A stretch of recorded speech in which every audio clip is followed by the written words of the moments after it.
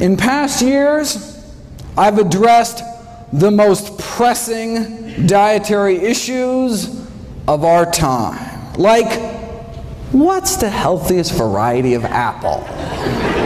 Or what's the most nutritious nut? Or dried fruit? Or what's the best bean? What's the best berry? What's the best bowel movement? Right? We had fun.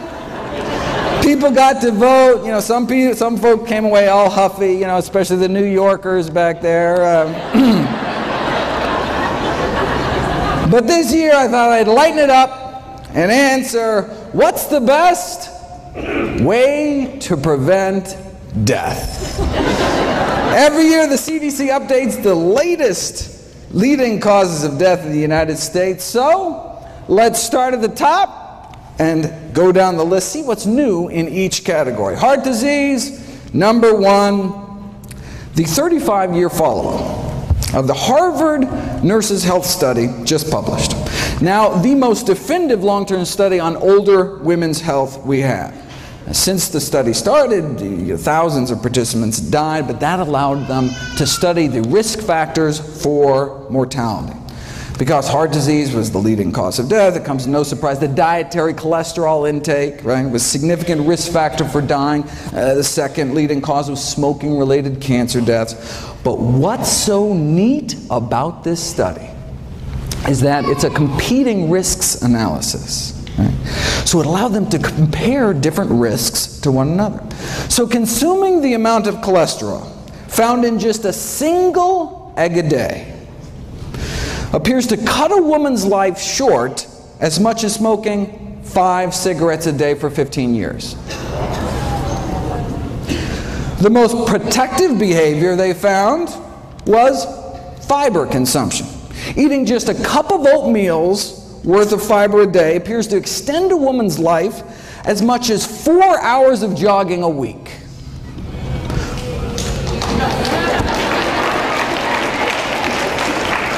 Though you can do both.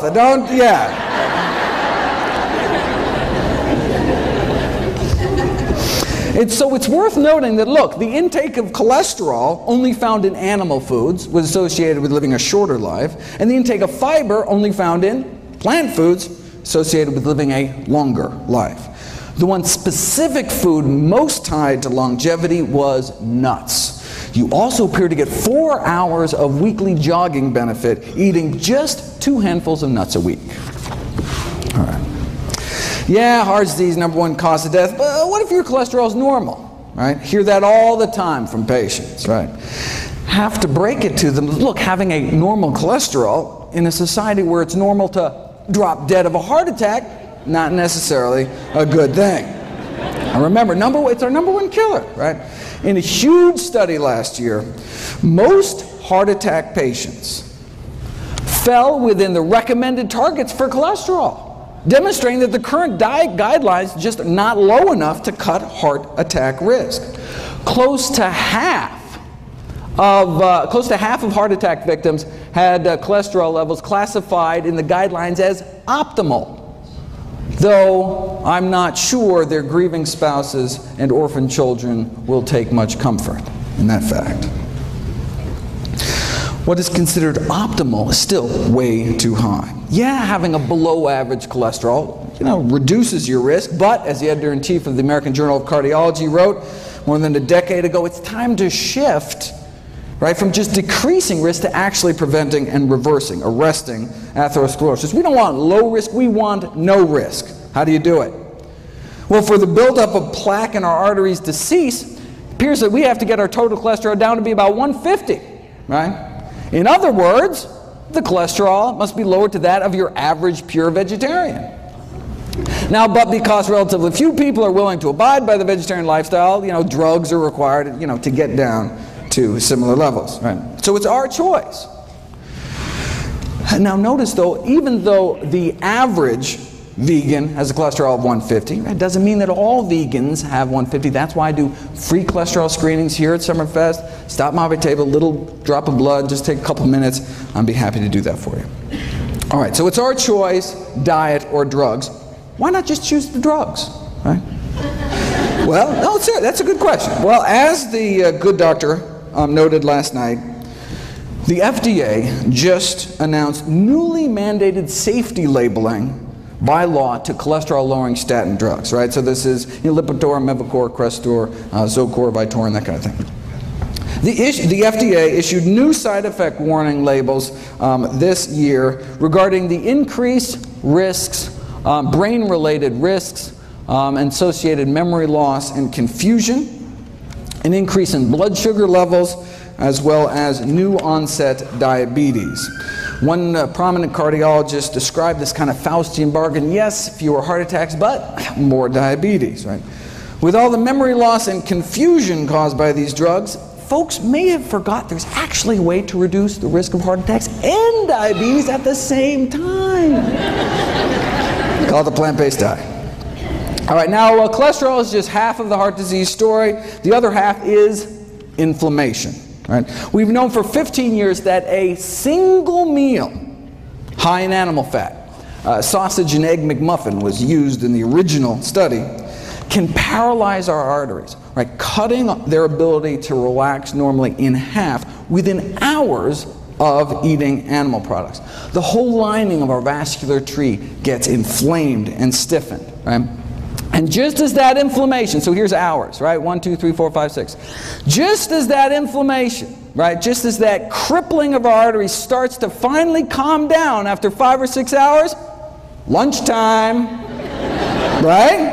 And then we may whack our arteries with another load of meat, eggs, or dairy, right? And so most people are in this chronic state of low-grade inflammation, increasing risk for these inflammation-related diseases like heart disease, cancer, diabetes, one meal at a time.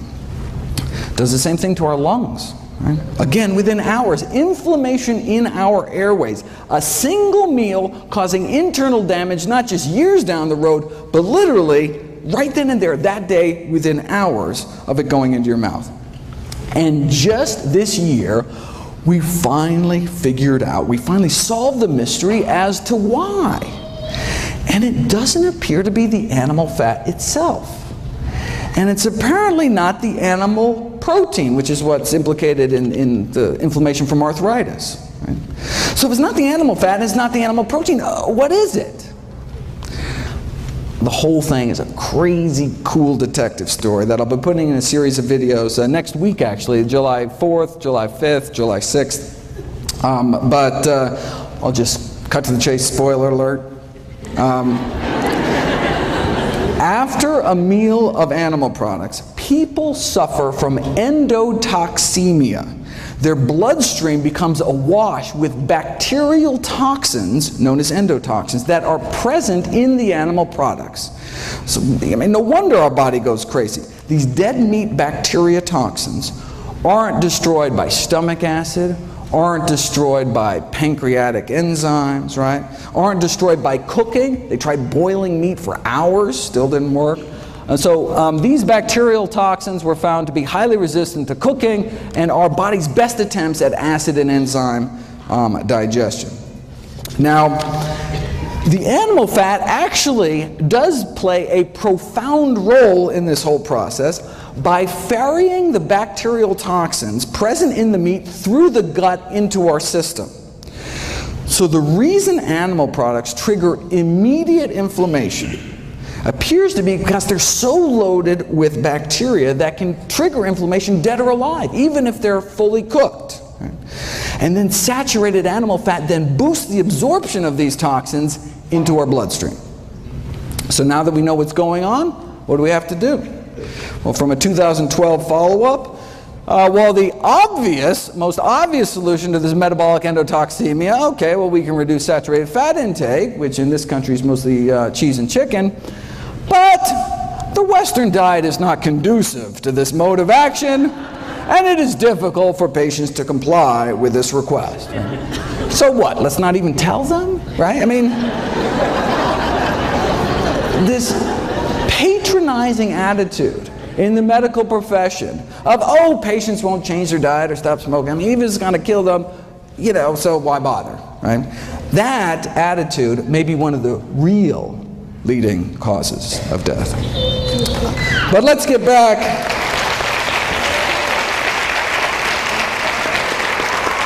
But let's get back to the official list and take on cancer next. What's the latest? Well, we know from the largest forward-looking study on diet and cancer ever performed by humanity, the incidence of all cancers combined lower among vegetarians than meat eaters, especially some of the fastest growing tumors like lymphomas and leukemias. And for that, the worst meat was actually poultry, chicken. Up to triple the rates for every 50 grams of poultry consumption. A quarter of a chicken breast, triple your risk.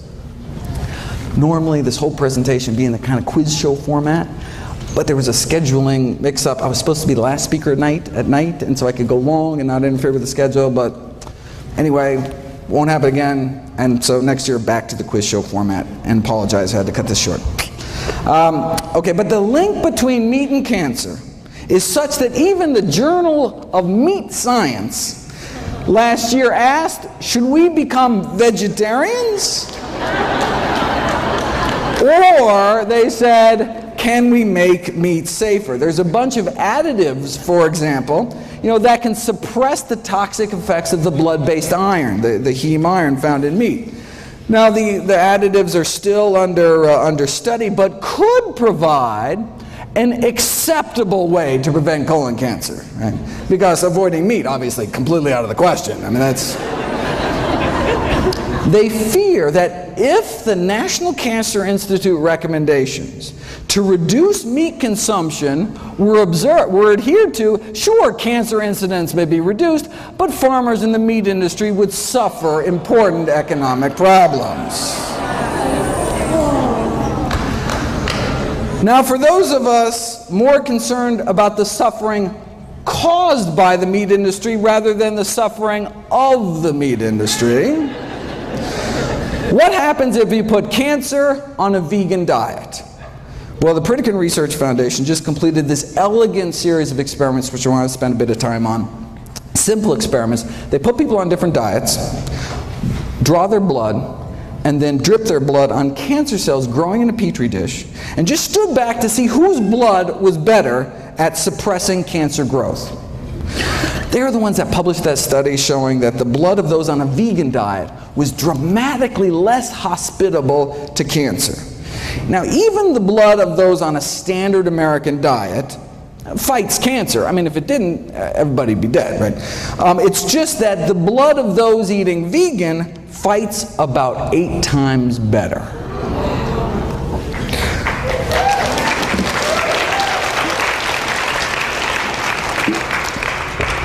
The blood of those on a standard American diet suppresses cancer growth by about 9%. You put people on a plant-based diet for a year, though, and their blood just tears it up. Right? The blood circulating through the bodies of vegans has nearly 8 times the stopping power when it comes to cancer cell growth. Now, this is for prostate cancer, most common cancer among men. For women, it's breast cancer.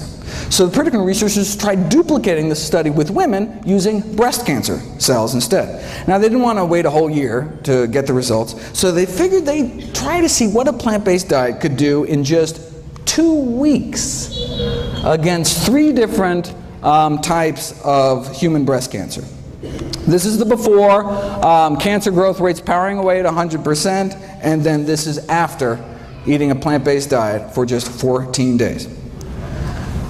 Now, slowing down cancer growth is great, but getting rid of them, getting rid of cancer cells is even better. This is before and after measuring cancer cell death, right? This is the before, and this is the after, pre and post plants. The same blood now coursing through these women's bodies gained the power to significantly slow down and stop breast cancer growth thanks to just 2 weeks of eating a plant-based diet. What kind of blood do we want in our body? What kind of immune system, right? Do we want blood that's just kind of roll over when new cancer cells pop up, right?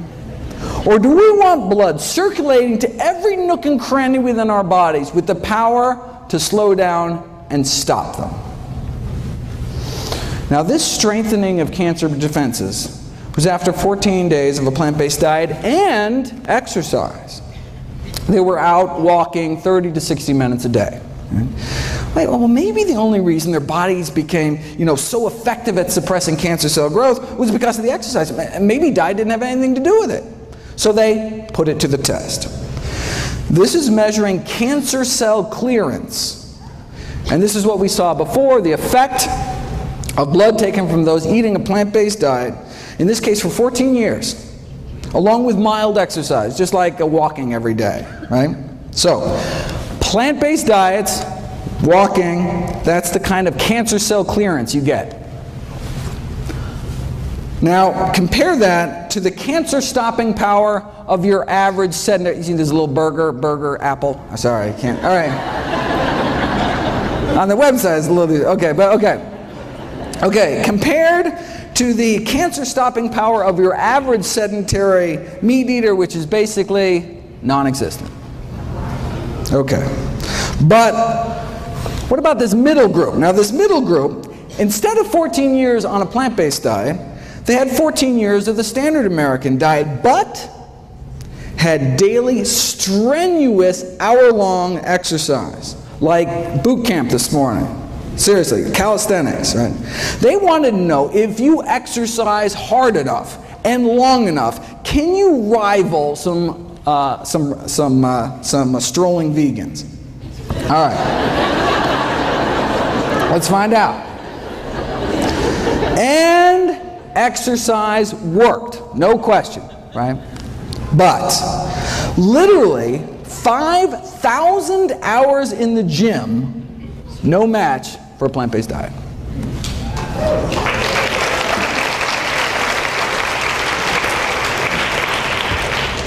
Here's an actual photomicrograph of cancer cells stained so that they release light when they die. Right? As you can see in the control group, there are a few cancer cells dying. Right?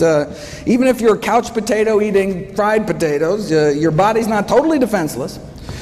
But here's the hardcore strenuous exercise group, right? Cancer cells dying left and right, but nothing appears to kick cancer butt more than a plant-based diet. Why, though? Some people don't care, but I'm always curious. All right, how does a simple dietary change, right, make one's bloodstream so inhospitable to cancer after just a few days? We didn't know until last year, when they sought to determine the underlying mechanisms for these anti-cancer effects. All right. And it is a wild story. I have a whole series of videos coming out about it. The story involves little people and big big dogs and little dogs. It involves marshmallows, Tinker Toys, cannibalism, and vegan bodybuilders. From beefsteak to beefcake. I wish I had time, believe me. But the videos will be up soon. Bottom line, the answer to the Pritikin puzzle is IGF-1, insulin-like growth factor 1.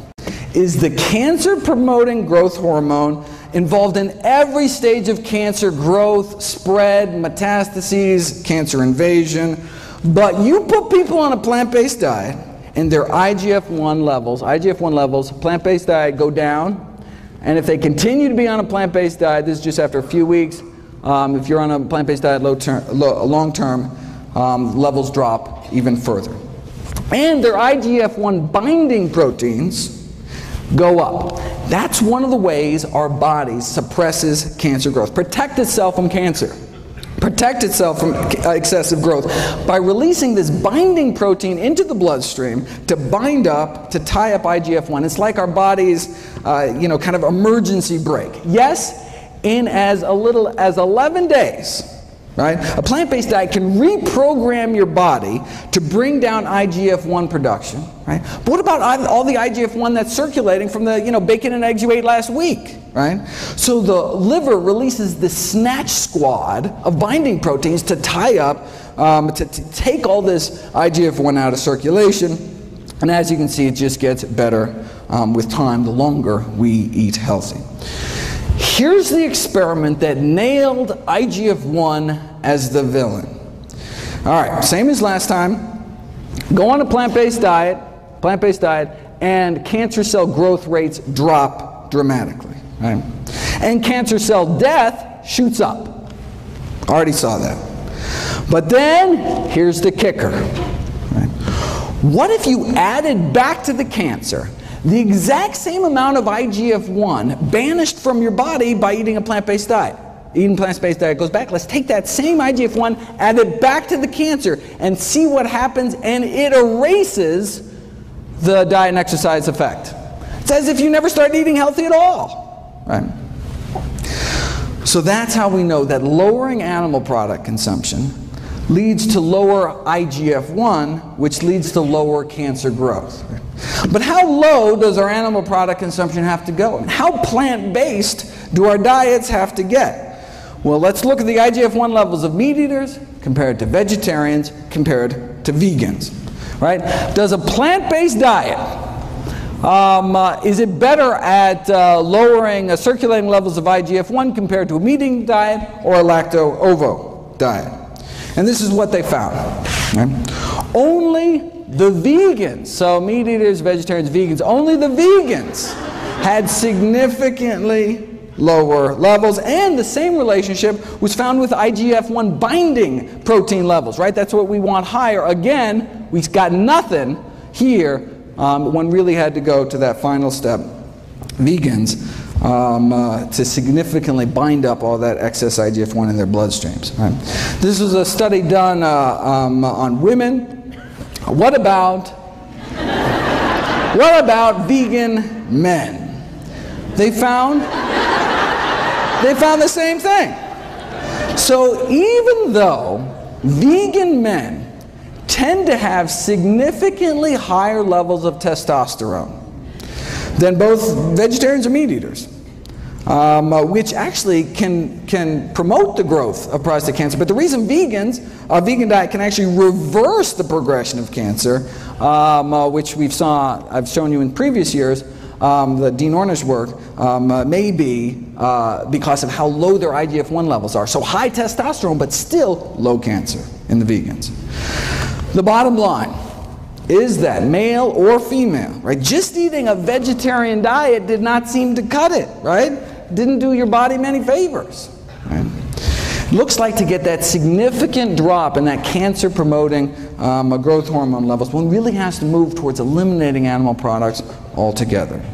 Now the good news is that now, based on what we know about IGF-1, we can predict that a vegan diet may be profoundly protective with respect to risk, for example, for breast cancer in older women. Okay, just 13 leading causes of death to go. All right, let's run through the list here. The top 3 killers used to be heart disease, cancer, stroke. Oh, that is so 2011. Now it's heart disease, cancer, and COPD, like emphysema. All right. Thankfully, COPD can be prevented with a plant-based diet and even treated with plants, if you want to check that out. Now, of course, the tobacco industry took these landmark findings a little differently. Instead of adding plants to people's diets to prevent emphysema, wouldn't it be simpler to just add them to cigarettes? And voila! The addition of acai berries to cigarettes evidently has a protective effect against emphysema in smoking mice.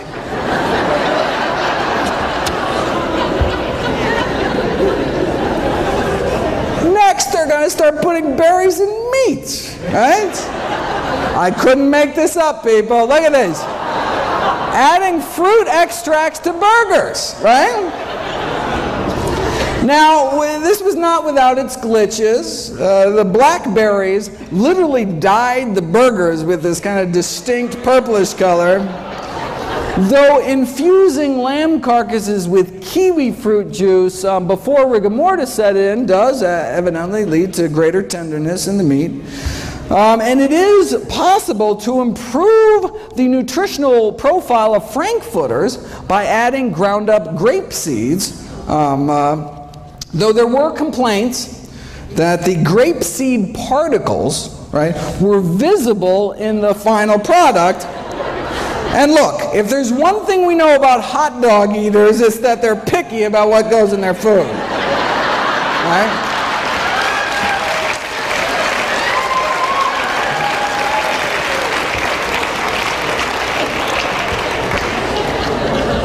Pig anus, okay, but grape seeds?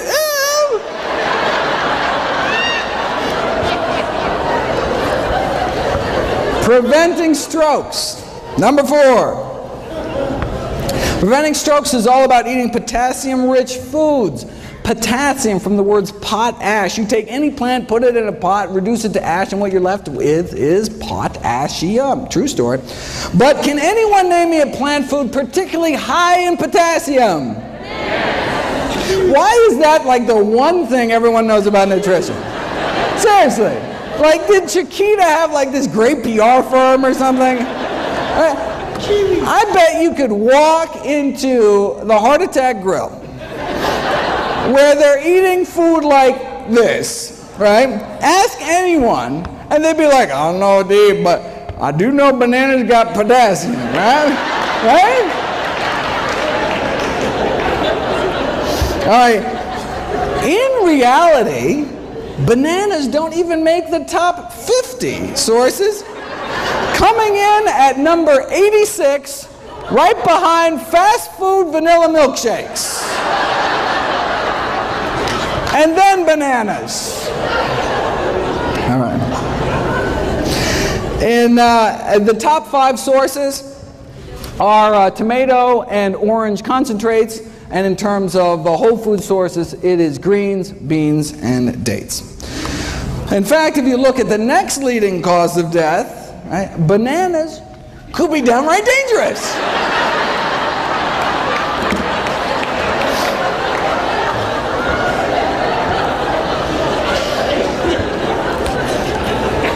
Alzheimer's.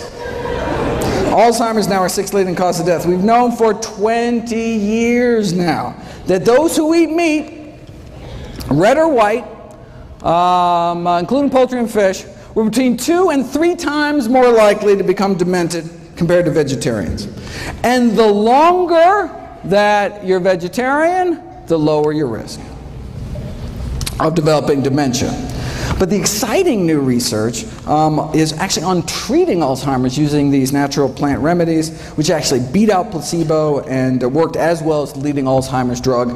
Again, on the website, all for free.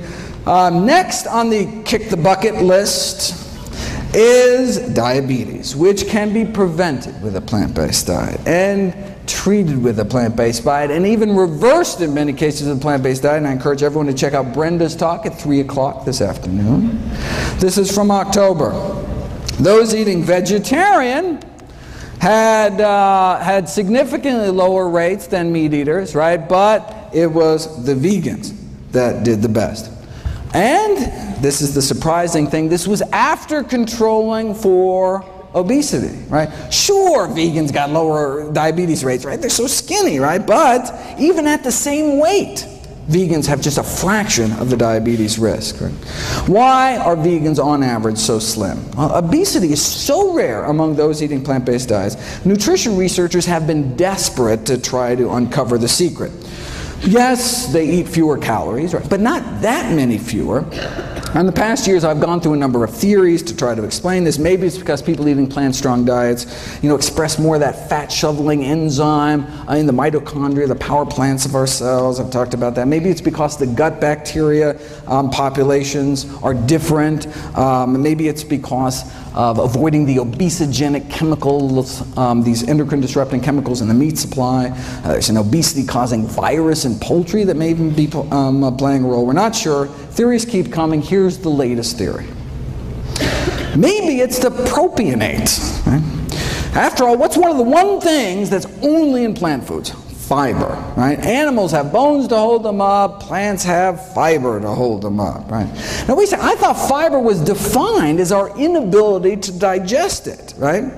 Well, true, we can't break down fiber, but the gazillions of good bacteria in our guts can. And what do they make with it? They make propionate, which gets absorbed into our bloodstream. So technically we can digest fiber, but just not without a little help from our little friends. But what does propionate do? Well, it inhibits cholesterol synthesis. That's good. It also appears to have what's called a hypophagic effect, meaning it helps us eat less by apparently slowing the emptying of our stomachs, which makes us feel fuller longer. Propionate regulates food intake, or whether it's because it slows the generation of new fat cells, but it results in this overall anti-obesity effect. And we can actually boost the populations of these good bacteria in our guts without taking probiotics, just by eating vegetarian, right? Because we're feeding our little friends with fiber. Animal foods also tend to be kind of calorically dense. For example, to walk off the calories found in a single pat of butter, you'd have to add an extra 700 yards to your evening stroll that day, right? Or a quarter-mile jog to each sardine we put in our mouth, right? And that's just the edible part, right? And any who choose to eat 2 chicken legs better get out on their own 2 legs and go run an extra 3 miles that day to outrun weight gain, right? And that's for steamed chicken, skin removed. Here's the latest. Meat consumption and prospective weight gain, right? We're talking hundreds of thousands of men and women studied across 10 countries with weight gain measured over a 5-year period. What did they find? Total meat consumption associated with weight gain in men and women. The conclusion is that the decrease in meat consumption may improve weight management. And this was after controlling for initial weight and physical activity, education level, smoking status, total energy intake. What? That's the kicker. This was after controlling for calories. Right? The link between meat and weight gain remained even after controlling for calories, meaning you have 2 people eating the same number of calories, the one eating more meat may gain more weight. They even calculated how much more. Intake of 250 grams of meat a day, which is nothing compared to what the U.S. eats, will lead to an annual weight gain of 422 grams, higher than the weight gain experienced with the same calorie diet with lower meat content. Right? After 5 years, the weight gain would be about 5 pounds more. So same calories, yet 5 pounds heavier eating meat. And steak was nothing. The strongest relationship between annual weight gain was observed for poultry. Right? Let's say you start out at a normal weight, eat a hamburger every day. Right? Well, this is how much extra weight you'd gain in addition to the calories that are present. And if you ate the same number of calories instead of processed meat, like a ham sandwich with 3 slices of deli meat, you'd be up to here. And then half a chicken breast puts you up to here, again, above and beyond the calories. Right? In conclusion, our results indicate that meat intake positively associated with weight gain. This persisted after adjusting for energy intake, and therefore we're in favor of this public health recommendation to decrease meat consumption for health improvement. Right? For more, make sure to check out the meat industry's take on this study, very interesting, as well as PCRM's wonderful work trying to put a vegan diet to work in a corporate setting. Kidney failure, 8th leading cause of death, can be prevented with a plant-based diet, can be treated with a plant-based diet. Why? Because our kidneys are highly vascular organs, right? That's why kidneys look so red inside. Right? Our 2 little kidneys filter through our entire bloodstream. And so, if the standard American diet is so toxic to blood vessels in our heart, brain, and pelvis, leading to heart attack, stroke, sexual dysfunction, what might it be doing to our kidneys? Long story short, Harvard researchers found 3 significant risk factors for declining kidney function, meaning you start to lose protein out of your urine. Your body's not supposed to be peeing out its protein. The 3 risk factors for declining kidney function were animal protein, animal fat, and cholesterol. Right? It's not protein, it's not fat. Animal protein, animal fat. No relationship found with plant protein and plant fat. Not only do vegans appear to have better kidney function, but dramatic improvements were found treating kidney failure patients with pure vegetarian diets after just 1 week. All right. Leading killer number 9 is people dying from respiratory infections. Check out my video, Kale and the Immune System, talking about the immunostimulatory effects of kale. Is there anything kale can't do? And if you look at my video, Boosting Immunity Through Diet, which is actually, if you can see this, June 28th, this is just the video of the day that went up on Wednesday. You can see that eating just a few extra fruits and vegetables can significantly improve one's immune response to pneumococcal pneumonia. Suicide is number 10. Now, last year at Summerfest, I talked about improving mood through diet. We know vegetarian diets have been associated with healthier mood states, but you don't know if it's cause and effect until you put it to the test. And that's what was done this year. You take regular meat eaters and you remove meat, fish, poultry, and eggs in this study from their diets. And you can see a significant improvement in mood scores after just 2 weeks. I mean, it can take drugs like Prozac, months to take effect. In fact, the way drugs like Prozac work is they boost the levels of the so-called happiness hormone serotonin. Did you know that there is serotonin in plants? I had no idea. I certainly didn't. But there's serotonin and dopamine and all sorts of human neurotransmitters in plants.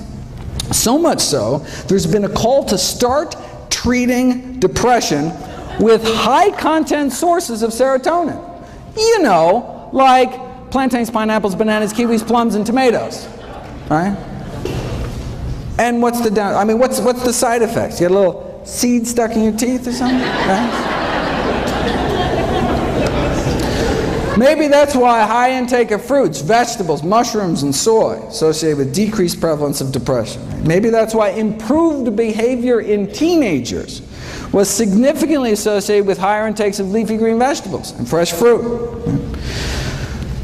For more, keep an eye out for my videos on the wrong way to boost serotonin, which is by these tryptophan supplements, a better way to raise serotonin to fight things like premenstrual depression, and then the best way, as reported in this double-blind, placebo-controlled crossover study on the successful use of butternut squash seeds in the treatment of social anxiety disorder, for example. Amazing. How might a plant-based diet prevent systemic infections? Well, meat-borne bacteria can directly invade one's bloodstream through the intestinal wall, or in women can creep up into their bladder. Just this month, June 2012, we have direct DNA fingerprinting proof, finally, right, that women eating meat are getting urinary tract infections from eating meat contaminated with fecal bacteria that then crawl up into their bladder. Right? And chickens are the most likely reservoir. Wait a second. You can't sell unsafe cars. You can't sell unsafe toys. How is it legal to sell unsafe meat? Well, they do it by blaming the consumer. Right? As one USDA poultry microbiologist said, raw meats are not idiot-proof. They can be mishandled, and when they are, it's like handling a hand grenade. You pull the pin, someone's going to get hurt. See, if we get sick, it's our fault. Right? Now, while some may question the wisdom of selling hand grenades in supermarkets, the USDA poultry expert disagrees. Says, I think the consumer has the most responsibility, but just refuses to accept it. Right?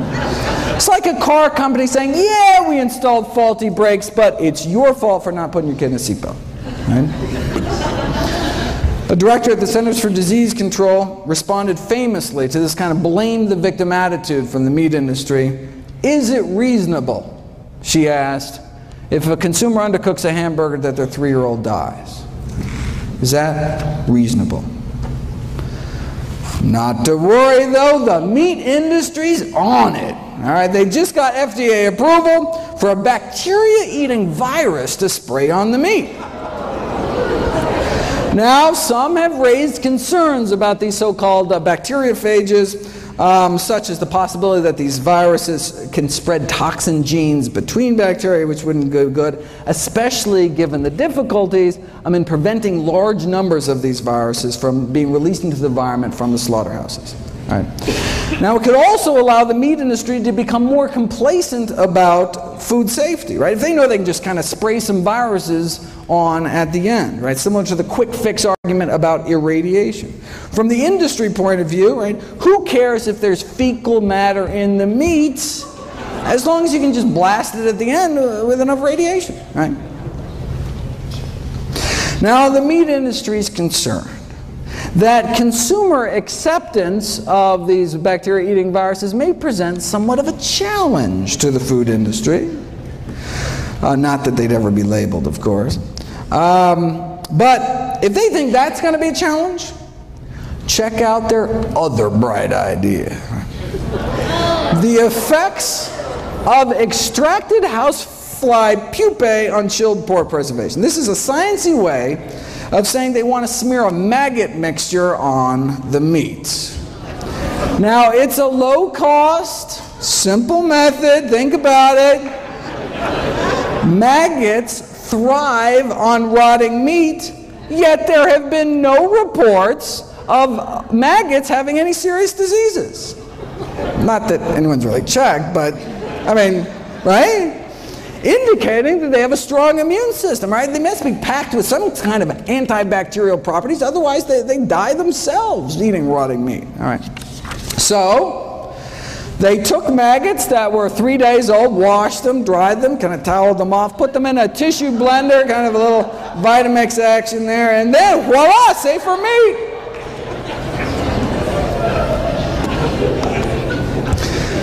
We did kidney failure. What about liver failure?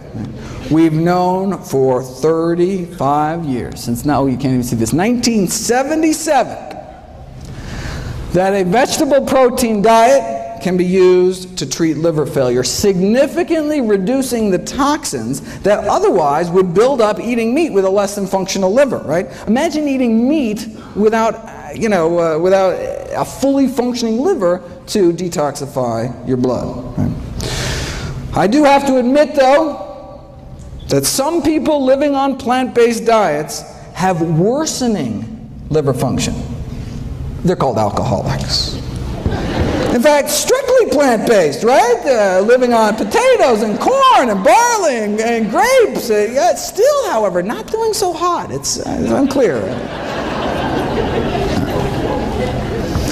High blood pressure is up next, so-called essential hypertension, essentially only found in those who eat meat. Again, look at this. We've known for decades, it's 1974 out of Hopkins, right?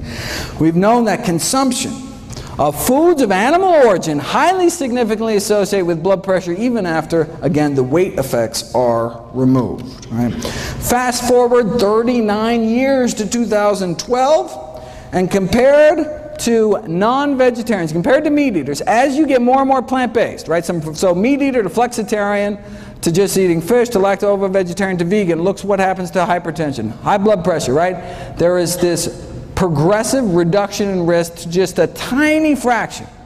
Right? See the same thing in diabetes. Here's diabetes, right? Again, this stepwise reduction of risk as one eliminates animal products on down. Right? And and same thing with body mass index, right? As you can see, obesity rates get lower and lower. In fact, vegans are actually the only population, on average, that was not overweight. Even the vegetarians were overweight. All right. Diabetes, hypertension, leading causes of death. Is it going to take the medical profession another 39 years before we actually do something about it? How long does it take, being vegan, to bring blood pressures down? 12 days, right? McDougall took 500 meat eaters, put them on a vegan diet over a span of 11 days. Dropped their blood pressure 6%, about double that drop in those that were hypertensive to begin with. 14th leading killer, Parkinson's disease. Does a vegan diet reduce risk for Parkinson's disease? Good question. Well, we know that every single prospective study ever done on dairy products, milk consumption, and the risk of Parkinson's disease found increased risk of Parkinson's.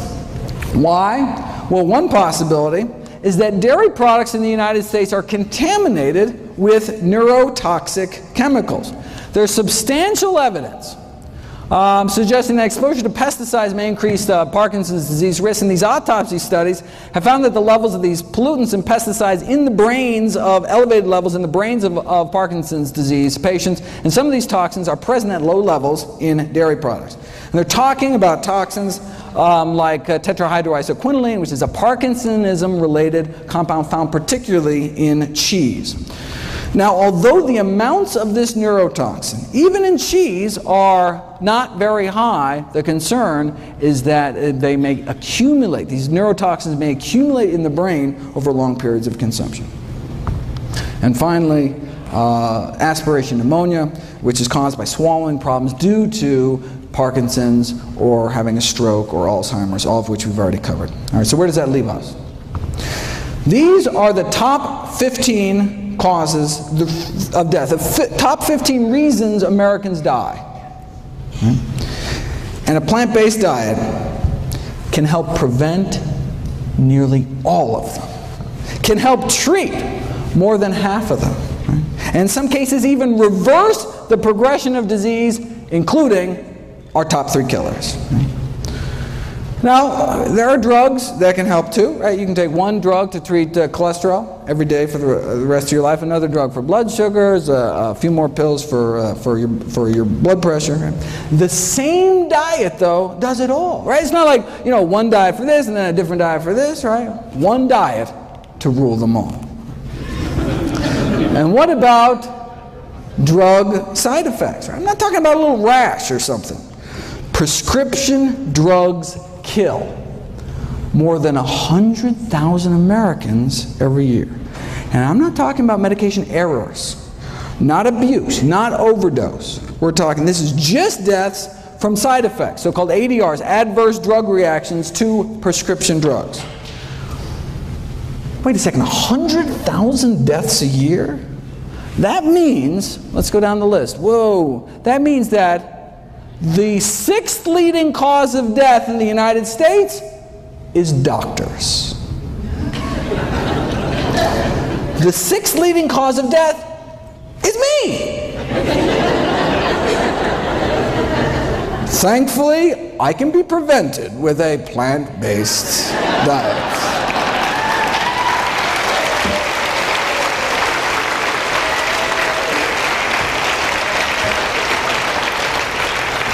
Seriously though, compared to 15,000 American vegetarians, meat eaters had about twice the odds of being on aspirin, sleeping pills, tranquilizers, antacids, painkillers, blood pressure medications, laxatives, and insulin, right? So plant-based diets are great for people that don't like taking drugs, don't like paying for drugs, and of course don't like risking adverse effects, right?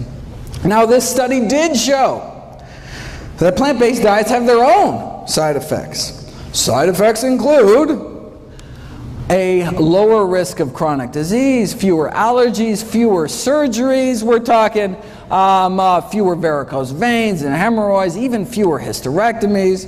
And we're not talking just the big killers, right? Not just less heart disease, cancer. This is the longest study on vegetarians in human history. Not just less heart disease and stroke and high blood pressure and diabetes, but less diverticulosis, less, if you can read this, less diseases overall. Right? That's the side effects of a plant-based diet, less disease overall. Here's the allergies thing. Again, longest running study on vegetarians in history. Women who eat meat compared to vegetarians appear to have a 30% greater risk of reporting chemical allergies, 24% asthma, more drug allergies, even more bee sting allergies, 15% more hay fever.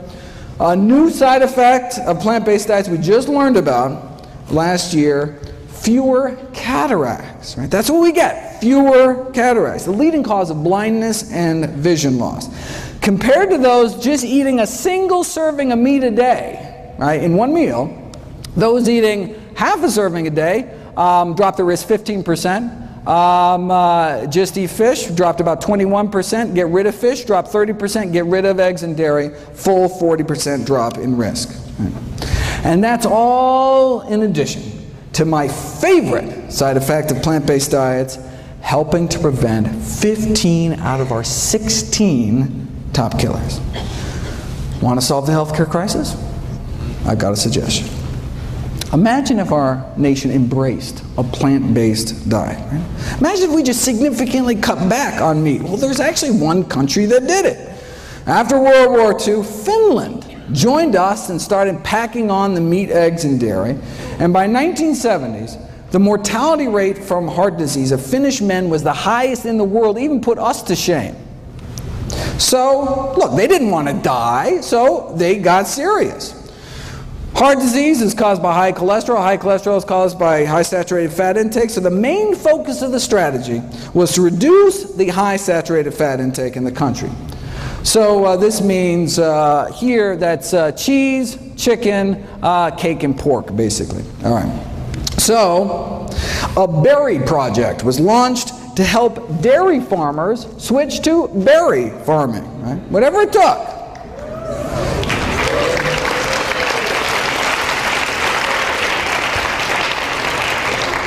And indeed, many farmers did switch from dairies to berries. They pitted villages against each other in these friendly cholesterol-lowering competitions to see who could do the best. All right, so how'd they do? All right, look, on a population scale, even if mortality rates drop, 5%, I mean, that could save thousands of lives, right? But remarkably great changes took place. An 80% drop in cardiac mortality across the entire country. 80% drop in heart disease deaths. With such greatly reduced the rates of cardiovascular and cancer mortality, the all-cause mortality was basically almost cut in half, leading to 7 more years, men are living 7 more years, 6 more years for women. Right? And look, this is just cutting down on animal products. Now vying for the world record for heart disease deaths, of course, the United States of America. So why doesn't our government make these same recommendations? Well, I've got this whole series of videos on the conflicts of interest within the U.S. Dietary Guidelines Committees. They're the ones that make the recommendations, right? And indeed, whether they're funded by candy bar corporations or the Sugar Association, right? Or a member of McDonald's Council on Healthy Lifestyles, right? Serving on Coca-Cola's Beverage Institute for Health and Wellness. And notice, we only know about this thanks to a PCRM lawsuit against the USDA. Very impressive. Very good.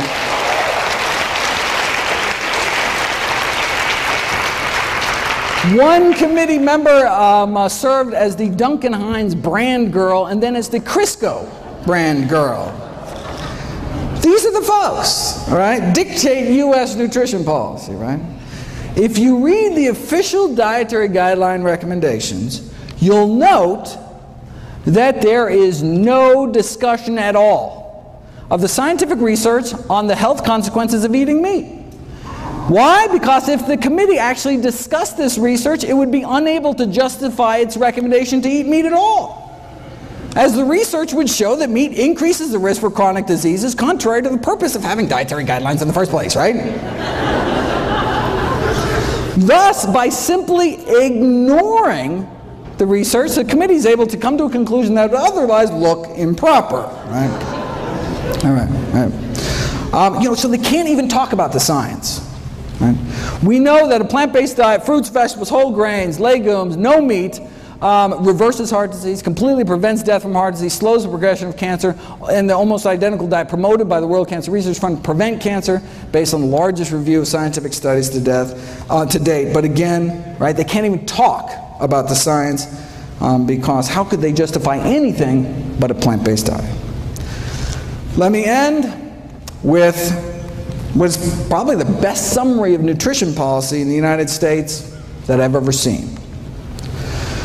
The new dietary guidelines have been released. Right? They tell us to eat healthier, but not as healthy as to noticeably affect any corporate profits.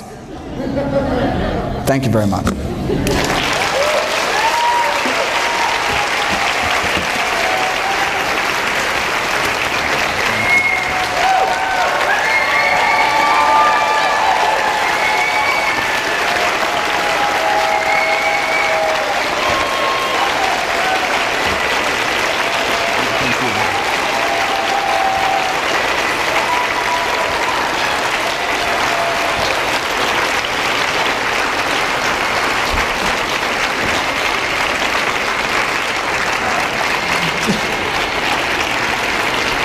Don't forget to check out my new video every day. Please share the site with friends and family. Buy them all DVDs, all proceeds to charity. And remember, please feel free to stop by for a free cholesterol check. See everybody there. Thank you, Doctor.